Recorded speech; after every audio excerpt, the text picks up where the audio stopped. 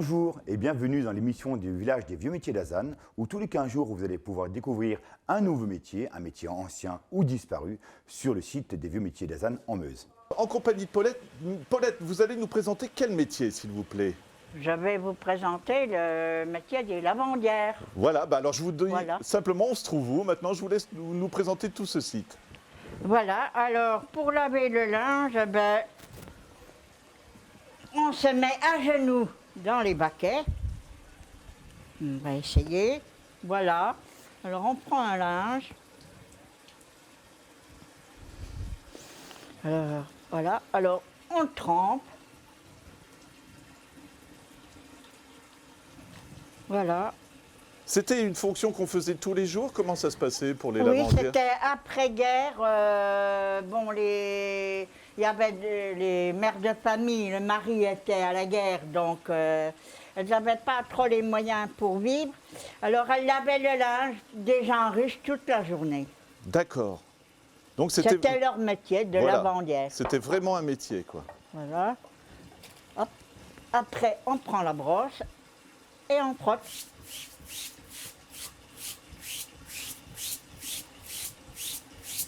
On y passait des heures, j'imagine? Tout à fait. Voilà. Quand le linge était bien brossé, on le rinçait. Voilà. Ensuite, on ne tordait pas le linge. Parce que si on tordait le linge, ça cassait les fibres. Alors on mettait le linge en boule et on prenait les battoirs. D'accord. Et on battait le linge. Que dans le temps, il y avait des grandes familles, alors le linge des aînés, il fallait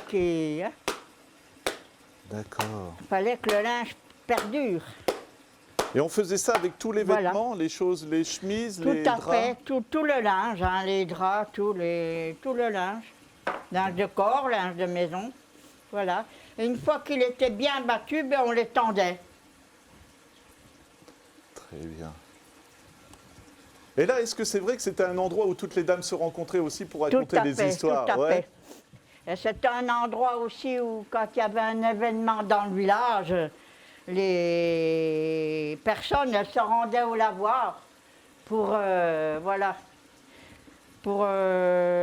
Puis nous, comme on était un peu mauvaise langue, alors on rallongeait toujours un peu.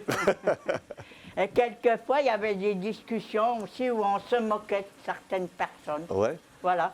C'est pour ça qu'on a une vierge au fond, là-bas, c'est Alors. la vierge de la médisance. Parce qu'au lavoir, quand il y avait un événement dans le village, les gens venaient l'annoncer au lavoir. Et nous, on rallongeait des fois la nouvelle, des fois qu'on était médisante. Ici, avant, il n'y avait rien, ici. D'accord. Alors, nous avons été à Remoisville voir le lavoir.